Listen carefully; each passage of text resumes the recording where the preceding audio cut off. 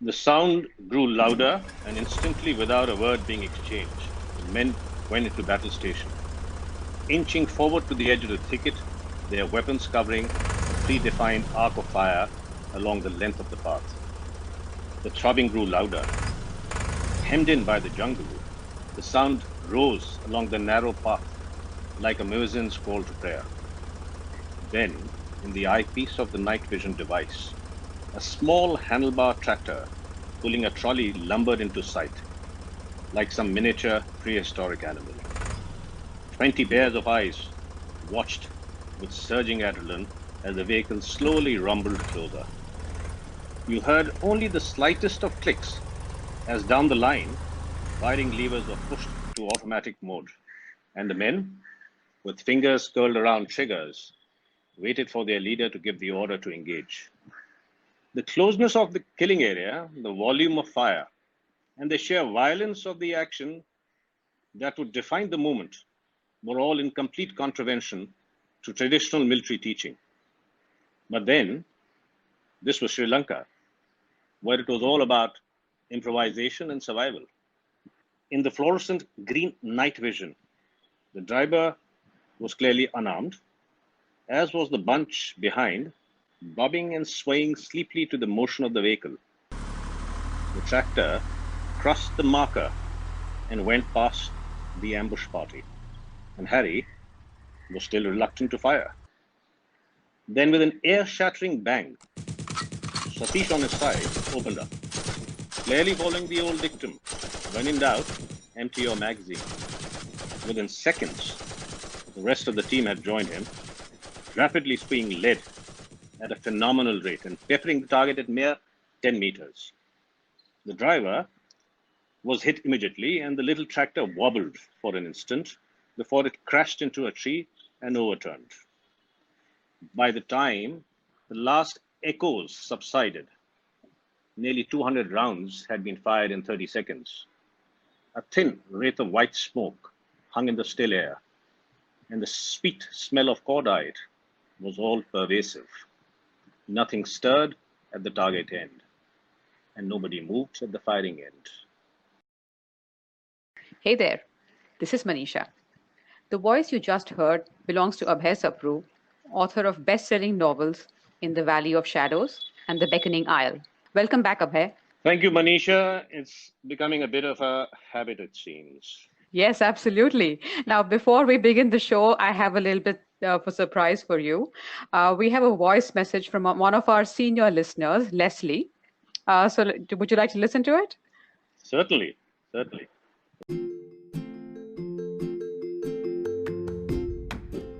Hi, Manisha.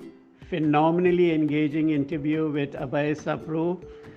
Honestly, your questions were positively very provocative, and I must say, which really elicited such wonderful, vivid storytelling from Abhay.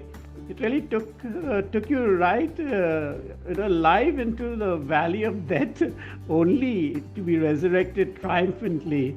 I must say that it's a must read. Yes, I guess all the C's, the three books, and the Valley of Shadows, definitely going to grab it. Thank you, Manisha. Thank you for the wonderful note, Leslie. For all the listeners in Bombay, Delhi, Bangalore, New York, and Singapore, guys, what are you waiting for? Send in your voice notes with feedback. Now, here's the thing with Abhay. I've known and collaborated with him for a long time, and we've had a ton of fun through all those projects. But every now and again, his old soldier instincts kick in, and he starts to improvise the plan and keeps shifting his position, which is a nightmare for me because I must maintain the narrative and keep pace. But you know what, Abhay? I get to have sweet revenge today. You're on my territory, and we're going to try to do something different. We're going to read some paras from the book The Beckoning Isle, and I'm going to pose questions to you as we go along. You're making me nervous. The Indian Army went into Sri Lanka as a peacekeeping force and in no time got embroiled in an intense, protracted guerrilla war. The IPKF managed to establish its will by sheer bulk, and the so-called peace was never tenacious and maintained at a very high price in life and material. Untrained in the fighting on the local terrain, ill-equipped and burdened with a conventional military mindset, it was the Indian Army's Vietnam. And by the time the IPKF pulled out, it was nearly minus 1,200 men, cremated on a foreign soil, and nearly 3,000 plus wounded. Abhay, people from my generation and older probably remember IPKF involvement in Sri Lanka. But many youngsters don't know the story there. Why have we forgotten this war? Manisha, in those days, the media, I guess, wasn't what it is today. And social media was certainly non existent. Not too many people knew enough about the conflict. Well, I would say they were certainly aware, but I think were not involved emotionally. And the other thing I noticed, the awareness seemed to diminish with distance from the place of event. Up north, it was BAU. And I noticed a similar trend when I was operating in Kashmir. The feeling, the involvement, personnel or societal connect, seemed to dissipate the further south you went. I guess it's got to do something with the distance. I would And agree, Abhay, because yeah, I yeah, was in college when the IPKF involvement happened, and we distinctly remember, at least in the South, all the drama, all the correct. palpable enthusiasm and the excitement that was going on. I know it was a war, but it seemed very different. But in your previous story in the Valley of Shadows, that seemed really distant for us because we didn't get to hear too much about that. Correct. And Kashmir carried on for years. So did Sri Lanka for 3 years. But and I mentioned in my forward that some really inane questions were being asked when I hit home. Did you get a video? I'm told gold is cheap. Don't tell So me. That is awful. no, I'm just I'm giving this example as the attachment this bunch had to a war in the south that people were losing lives. And it wasn't coming into their house. There was no television, which is what gets war and conflict and violence to your drawing room. That was not there in those days. There were very few conflict reporters who would go to the front line. Social media thani. So it really didn't bother people. And I mentioned that in my forward. Over and above that, very few books have been written. Most have been written by generals covering the entire conflict militarily. So it's not very interesting reading for the average person who would be interested in military literature. Not that there is a culture to read military writing. And if you ask the youngster today, and I ask some of my daughter's friends, they haven't heard about it. They haven't the faintest clue what the IPKF was and what Sri Lanka was all about, how many people we lost, etc. And what a pity when you think. What a waste of good life. True that. And there is such a vacuum, and I'm reading this from one of the quotes that the Hindu ran, right, about your previous book. There is a vacuum in the field of war fiction in India, and Abhay's book fills it, which is true because as a country we don't really celebrate, these war stories, and we don't really document them either, right? No, there is no writing, and part of the blame goes to the defense services, the army. Such wonderful experiences people have had, such adventures. And there is no culture like the British Army where you pen down your thoughts, keep a diary, um, come out with a book. Part of the fault is ours that we don't talk about it or write about it.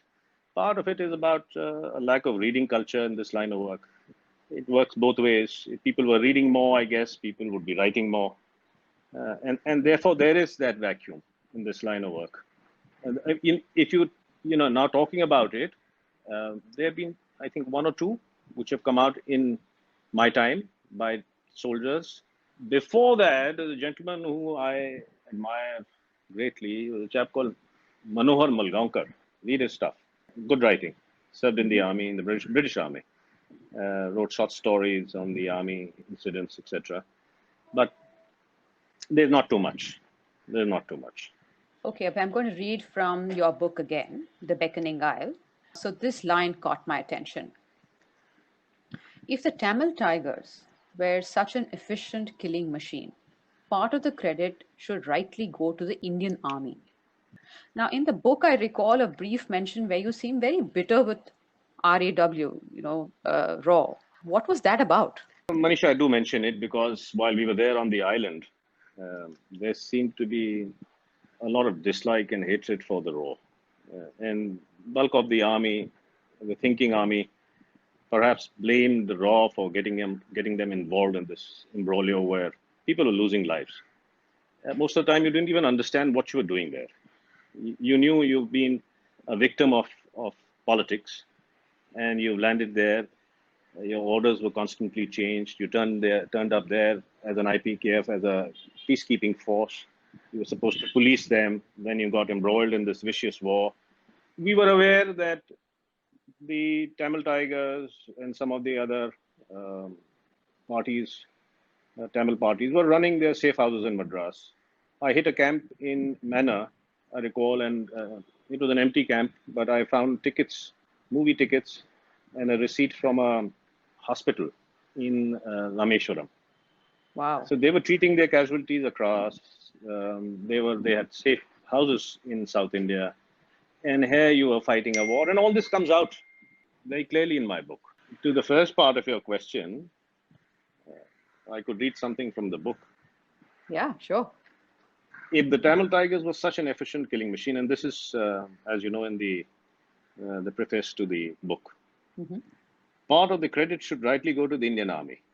For from 1983 till around 1986, under the direction of the RAW, the Indian Army trained around 15,000 odd Sri Lankan Tamils from various political parties. They were trained in various training establishments spread across the country, with one of the premier ones being Establishment 22 at Chakrata. The school was an American creation post the 1962 Indo-Chinese War, and for a long time was funded by them to train Tibetan exiles in the art of covert and guerrilla warfare against the Chinese in Tibet. And this is where it becomes interesting. My father was posted there. What? And I suspect he may perhaps have been involved in training the first bunch of Tamil Tigers. I'm not too sure, but he was certainly posted there during those days. And how strange the twist. That little did he know then that a few years down the line, his son and his countrymen would be fighting some of his school's ex-students. And these things happen. You read about it in accounts by Englishmen. But yeah, this kind of stuff happens. No, you can't stop there. You can't stop there. You have to tell me, what is the story there?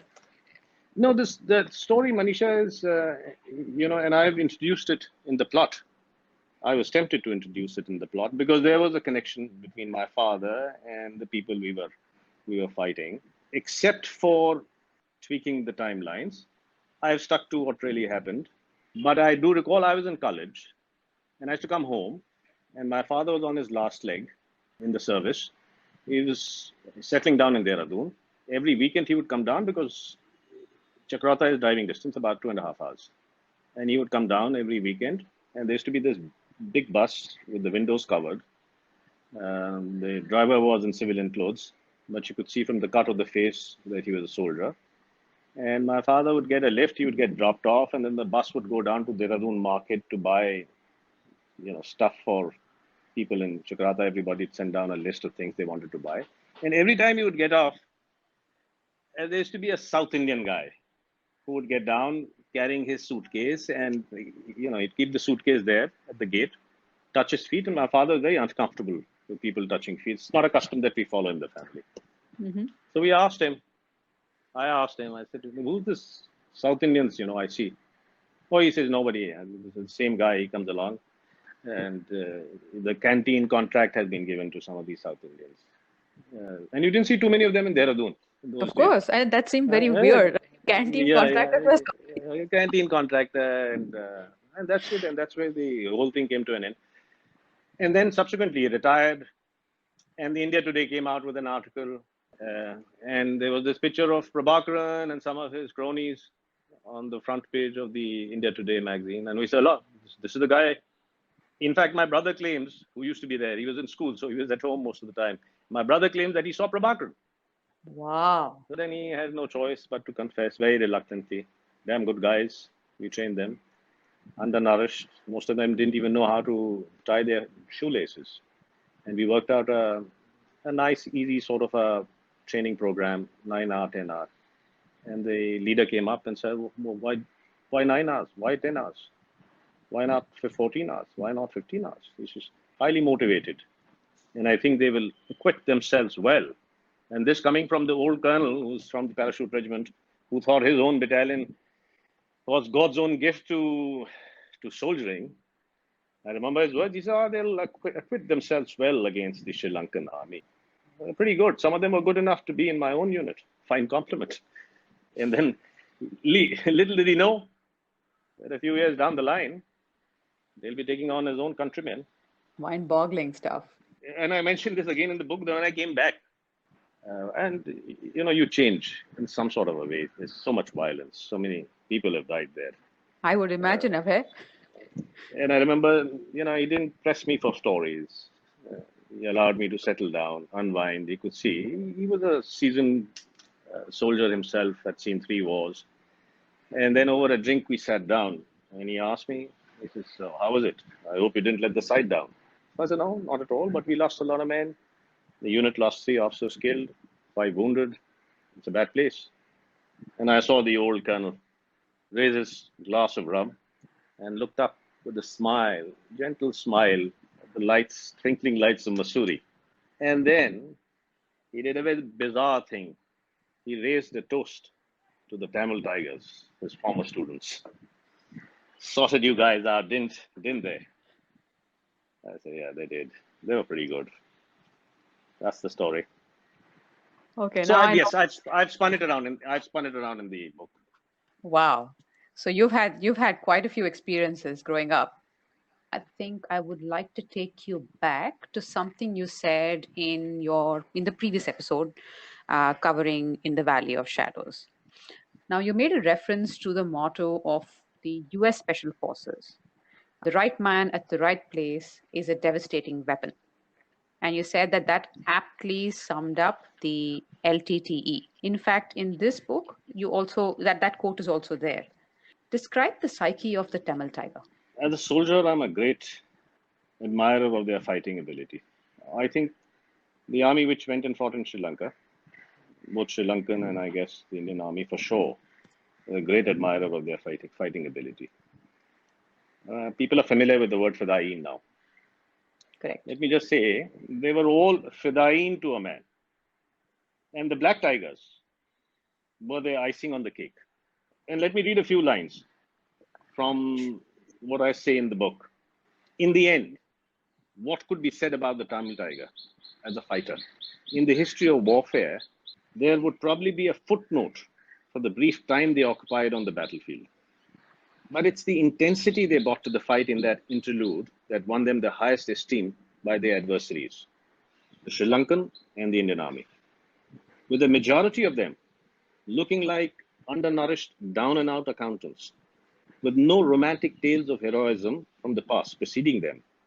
They were neither as flamboyant nor as physically impressive as a Pathan Mujahid or an Arab fighter. But what the Tamil tiger lacked in looks, they more than made up for in the size of their hearts, and could have held their own against the best in the trade. They gave no quarter and asked none, preferring to commit suicide like the Japanese rather than surrender. They carried those capsules, cyanide capsules. Mm-hmm. As they say, it's not the size of the dog in the fight that matters. It's the size of the fight in the dog. They had 2 very essential qualities necessary to be formidable in battle: motivation and intelligence. And when unleashed on a terrain of their choice, the results for the enemy were disastrous. No unit that went to the island came back unscathed, for the tigers busted the myth of the so-called martial races. And then I say the motto of the US Special Forces very aptly sums up the LTTE as a fighting force. The right man in the right place is a devastating weapon. But Manisha, if you did follow what happened subsequently after we withdrew, they still carried on fighting Yeah. for many years. And they blew up ex-prime ministers in the reign of destruction and violence they unleashed on the island is beyond parallel. Minister generals were blown up. In fact, they once attacked the Katunaike airport in Colombo and blew up some aircraft. And I wouldn't be surprised if the Islamic extremist picked up a thing or two from the LTTE when it came to the suicide bombing. I mean, yes, it had been tested in Beirut by the Arabs, what they call the suicide bomber. But the LTT went and mastered it and used it extensively, blowing up your own ex-prime minister. Yeah.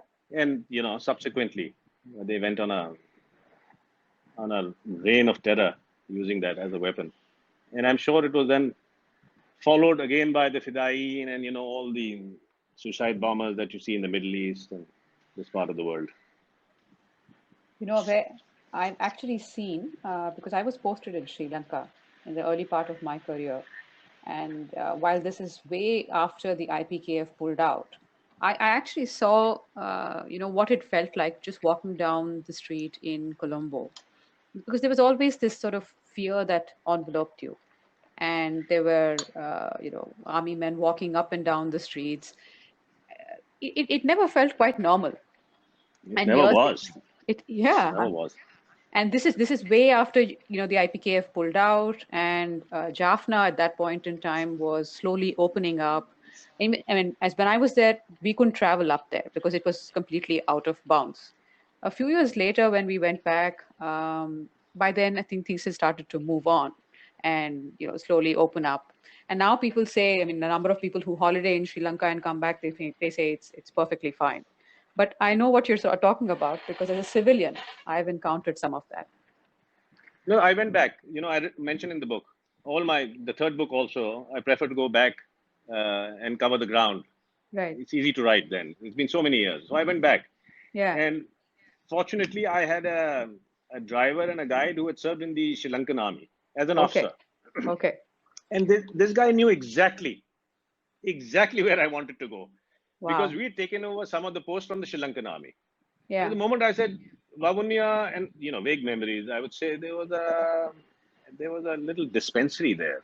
He said, yeah, I know. It was our post. And then I would say, let's go to Kilinochi. In fact, at one stage I told him we were hitting a camp and two teams were supposed to get together in Kilinochi in a school. All I knew was Kilinochi, and I said, I remember looking out of the chopper as it was coming into land. There were trees, and then there was a field, a football field, and then there was a building. I didn't even know it was a school. But I said my memory is etched of looking down from the chopper as we came in, and there's dust flying around. He took me straight to that school, straight to that building, and he had his own little story. He said, the LTTE Tamils in my time were just about 300 meters away. Their roadblock was there, our roadblock was there, and a mortar bomb fell, and I got wounded. So we had a very nice trip across northeast of Sri Lanka, covering some of these places and exchanging war tales. Wow. All right, Abhay. Time for some rapid fire questions. I'm going to ask you 3 questions, quick answers. First one, when I say Sri Lanka and IPKF, what are the images that come to your mind? Oh, let me think. Yeah, one image, Manisha, one image that hasn't dimmed a bit. It never will. I'll take it to my grave, I think. Is when I hear a dog barking, actually not barking, but baying. Sometimes you hear them crying. Yeah. And it's considered a bad omen amongst Hindus. Yeah. And these dogs in Sri Lanka used to bay. They didn't have that deep-throated bark. And I could be in the middle of New York City, and if I hear that baying of a dog, for a flash, in my mind, I get the picture of paddy fields. I see the silhouette of swaying palm trees. I see a column of men. It's dark, it's night, and then I see intermittent flash of gunfire. And then it's gone. It just comes and it goes. I can't figure out, did this happen with me? Or have I just sort of seen it in some Hollywood movie, Vietnam movie, and latched on to this image? I can't understand. But I hear the dog and I get the picture. That's your association with it.